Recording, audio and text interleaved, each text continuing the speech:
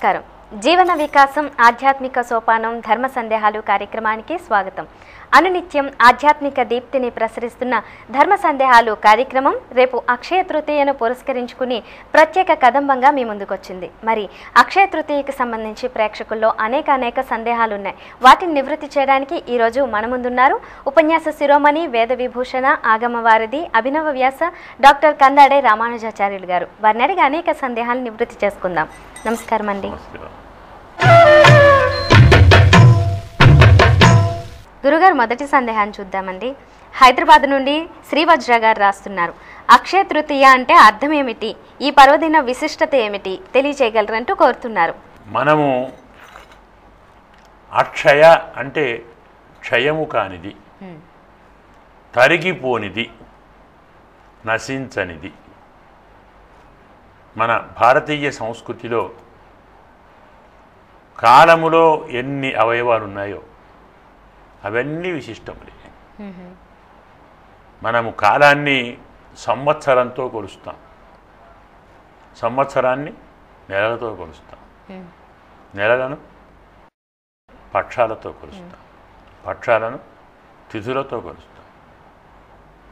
కాబట్టి మనకు ప్రధానమైనటువంటిది తిథి. అంటే రెండు పక్షాలు నెల అంటే ఒకటి పూర్వపక్షము ఉత్తరపక్షం, శుక్లపక్షము కృష్ణపక్షం. అంటే వెన్నెల రోజులు చీకటి రోజులు. రెండు పక్షంలోనూ 15 తిథులు ఉంటాయి. అది 1, 2, 3 మన లెక్కలే. 1, 2, 3, 4, 5, 6, 7, 8. సంస్కృతంలో ప్రథమ ద్వితీయ తృతీయ చతుర్థి పంచమి షష్ఠి సప్తమి అష్టమి నవమి. అవి సప్తమి అంటే 7, అష్టమి అంటే 8, నవమి అంటే 9. వాటి సమూహాలు. పాడ్యమి ప్రతిపత్ అంటే 1, ద్వితీయ 2, తృతీయ 3. అంటే ఈరోజు శుక్లపక్షంలో 3వ రోజు, కృష్ణపక్షంలో 4వ రోజు, నెలలో 8వ రోజు. కాలాన్ని గుణించటాన్ని మనం తిథులు చెప్పుకున్నాం. పరితిథిలో ఒక వైశిష్ట్యం ఉంది. పాడ్యమి అంటే సంవత్సరాది మనం చేసుకుంటాం. అలాగే ద్వితీయ ఉంది, యమద్వితీయ అంటాం.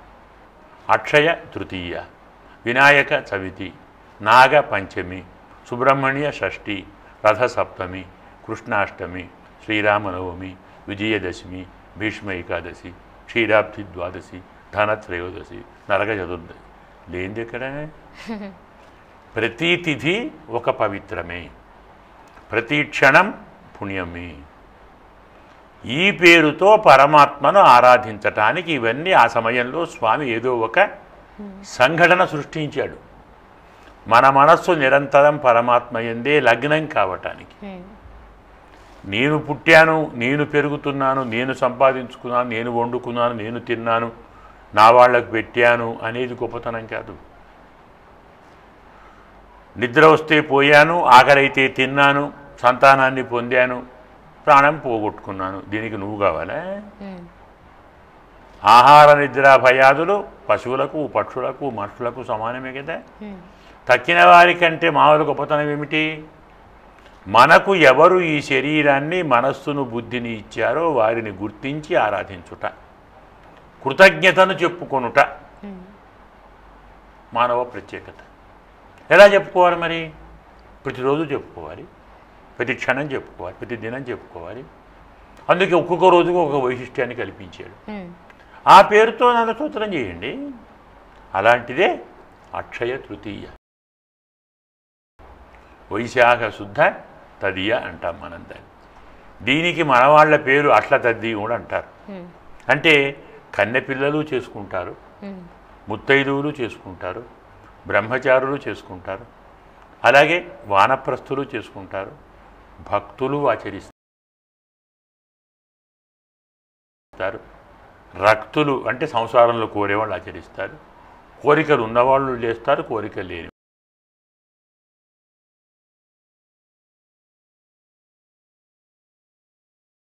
వాళ్ళు చేస్తారు. ఈనాడు అక్షయ తృతీయ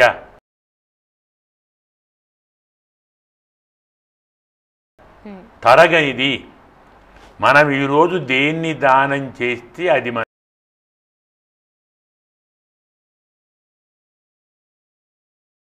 ఇంట్లో తరగకుండా ఉంటుంది. చాలామంది అక్షతృతీయ బంగారం కొనాలి, బంగారం కొనాలి, బంగారం కొనాలి, కొంటే కాదు, బంగారం ఇస్తే, దానం చేస్తే నీవు ఈరోజు ఏ వస్తువు దానం చేశావో అది నీ ఇంట్లో అక్షయంగా ఉంటుంది. తృతీయం అంటే 3: ధర్మము, అర్థము, కామం.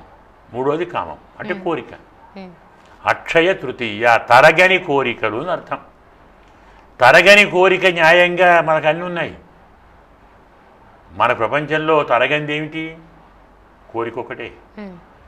ఎప్పుడైనా ఎవరైనా నాకిక ఏ కోరిక లేవు అంటారండి? ఎవరైనా లేదే. ఎప్పుడూ కోరికలు తరగనివే. మరి తరగని కోరిక ఏమిటి అంటే పరమార్థం. కోరిక ఎప్పుడూ తరగనిది కాబట్టి ఇలాంటి వాటిని కోరి మన మనస్సు పాడు చేసుకోవడం కంటే అక్షయమైనటువంటి పరమాత్మ స్వరూపాన్ని ముందర పెట్టుకొని ఆయనను ధ్యానం చేస్తాం. మనకున్నదాన్ని నలుగురికి ఇస్తే మనకు లేమి కాదు, ఉన్నది పెరుగుతుంది. దీనికి మరో పేరు దానతృతీయ అని. దీన్ని దానతృతీయ అంటారు. దీనికి మరొక పేరు ధనతృతీయ అని. ఇన్నిటికంటే ఇది లక్ష్మీనారాయణ తృతీయ దీనికి పేరు. ఇంకా ప్రధానమైన పేరు అశూన్య శయన వ్రతం చేస్తారు ఈరోజు. వైశాఖ శుద్ధ తదియ నాడు అశూన్య శయన వ్రతం అంటే శయ్యాదానం చేస్తారు బ్రాహ్మణుడికి. పొద్దున్న లేచి స్నానాలు మామూలుగా అన్ని కార్యక్రమాలు పూర్తి చేసుకొని నలుగురిని పిలిచి వ్రతం చేసుకొని శయ్యను బ్రాహ్మణుడికి దానం చేస్తారు. అలా చేస్తే లాభం ఏమిటి అంటే అమ్మాయి కానీ అబ్బాయి కానీ జీవితాంతం తన శయ్య ఖాళీగా ఉండదు. అంటే ఒక్కరే ఉండరు. వివాహం అయిన ఎలా దంపతులు శయ్య మీద ఉంటారో జీవితాంతకాలం దంపతులే ఉంటారు శయ్య మీద. అంటే అర్థమేమిటి? స్త్రీ భర్తను కోల్పోదు, పురుషుడు భార్యను కోల్పోదు. నిరంతరం జంట ఆనందంతో తులతూగుతుంది. దీని పేరే అశూన్య శయనం. శయ్య శూన్యంగా ఉండదు, నిండుగా ఉంటుంది, జంటతో అలగారుతుంది. అశూన్య శయన వ్రతం అంటే సంసారము అక్షయము, సంసార భోగము అక్షయము, సంసార కామనలు అక్షయము, సంసార ధర్మములు అక్షయము, పరమాత్మ ఆరాధన అక్షయం. ఇంత ఉద్దేశ్యంతో దీన్ని అక్షయ తృతీయ అని కొంతమంది అక్షతృతీయ అంటున్నారు, తీసేస్తున్నారు, అక్షతృతీయ అని అంటున్నారు. ఇది అక్షయ తృతీయ. అద్భుతమైనటువంటి వ్రతం యొక్క నియమం భగవత్ భక్తిని పెంచే వ్రతం. ధర్మ సందేహాలు కార్యక్రమంలో చిన్న విరామం.